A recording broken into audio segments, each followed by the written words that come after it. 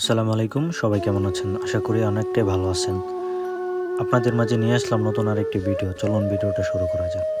আপনারা দেখতে পাচ্ছেন ওই দিন যে আপনাদেরকে দেখিয়েছিলাম একটা নাগা বাচ্চা দিয়েছে, যে বাচ্চাটাকে দুধ খাওয়াচ্ছে না, এখন আমরা তাকে দুধ খাওয়াতে যাচ্ছি। ধীরে ধীরে শাবকের কাছে চলে আসলাম আমরা এখন। শাবকটা আস্তে আস্তে আমরা খোলার চেষ্টা করব, তারপরে বাচ্চাটাকে দুধ খাওয়ানোর জন্য চেষ্টা করব।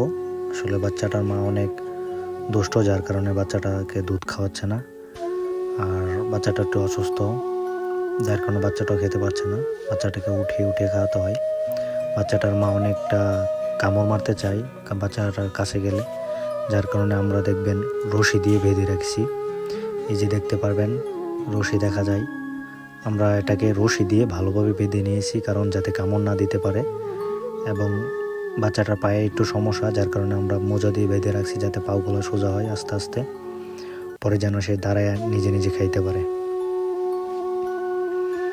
এই যে দেখতে পাচ্ছেন বাচ্চাটাকে আমরা উঠানোর চেষ্টা করছি।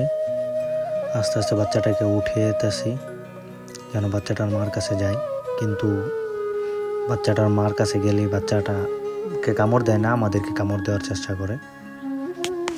বাচ্চাটা অনেকটাই আসলে অসহায়, কী গো বলবো, কারণ বাচ্চাটা তো দুধ খেতে পারছে না, অনেকটাই শক্তিহীনতায় ভুগতেছে এখন। আর সবাই বাচ্চাটার জন্য মন থেকে দোয়া করবেন যেন বাচ্চাটা অতি শীঘ্রই সুস্থ হয়ে যায়। আর সবাই ভালো থাকবেন, সুস্থ থাকবেন, আমাদের চ্যানেলটিকে সাবস্ক্রাইব করে দিন।